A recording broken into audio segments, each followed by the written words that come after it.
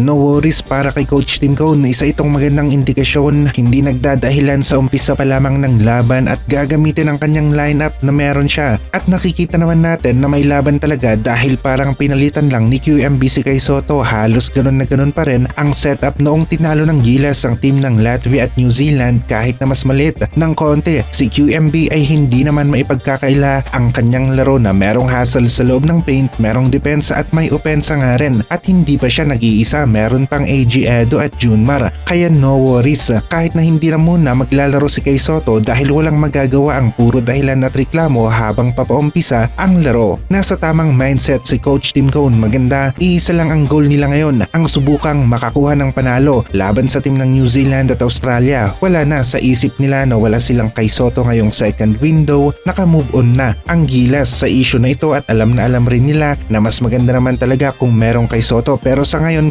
kailangan talaga na maging malakas ang Gilas, maglaro sila kung ano ang meron ng kanilang lineup at i-maximize ang abilidad ng team na ito. Gilas in full force, buong persa na haharapin ng ating national basketball team ang kanilang kalaban ngayong second window. Magandang takbo ng ensayo ng Gilas, nakikita ni Coach Tim Cone na may laban ng kanyang team kahit na nadedehado pa ito, pero buhay na buhay naman ang pag-asa na makaisang panalo sa kanilang 2 games laban sa team ng New Zealand at Australia ngayong second window. Maganda ang pool ni Coach Tim Cone at sa 15 players kailangan talaga na gumawa ng cut si Coach Tim Cone. 3 players pa ang kanyang aalisin, yun ang rule ng FIBA, 12 lamang ang pwede at kung pwede nga ang 15 players di silang 15 ang kasali sa lineup ng Gilas. Kevin Kiambao at Carl Tamayo, sila rin ang matagal na naglaro para sa Gilas at unti-unti nga rin na nararamdaman o nakikita ang magandang laro ng dalawang players na ito sa Gilas team at nadadagdagan rin ang kanilang playing time kapag mainit o maganda ang laro nila sa loob ng basketball court.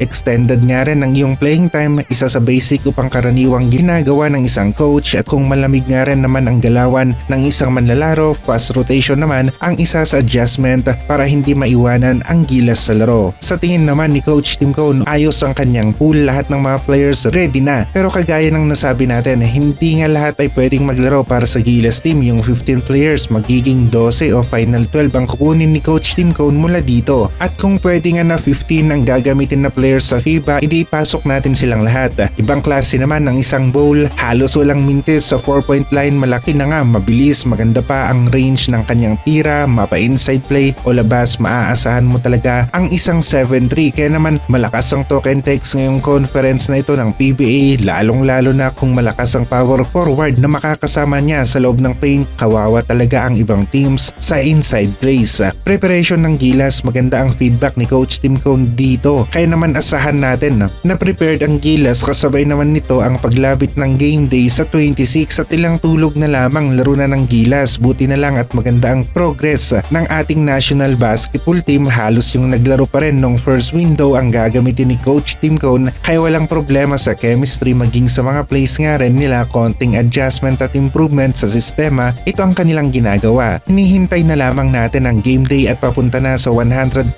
competition ready ang ating national basketball team at nasa magandang kondisyon na sila pagdating na rin ng araw ng laro. Kay Sotto sa NBA, isa nga rin ito sa pwedeng mangyari ngayong 2026. Inaasahan na natin ang paglahok ni Kai sa NBA Summer League 2026 at kung hindi nga lang nagkaroon ng injury si Kai Sotto last year ay baka nasa NBA na ito sa ngayon kahit sa third string ng lineup ng isang team. Basta nakapasok nga siya ay maganda na ito para sa atin dahil masasabi natin na iba pa rin ang training ng NBA, mas gaganda pa ang laro ni Kai kapag nasanay na siya ng kanyang team na mapupuntahan kapag nagkataon. Mas magiging malinaw pa nga ang update nito pagkatapos ng season ng Japan B1 B-League at kasabay naman nito ang paglapit ng NBA Summer League. Marami pa ang mangyayari sa Japan B1 B-League, baka makahabol pa ang Koshigaya Alphas at gumanda nga rin ang kanilang record.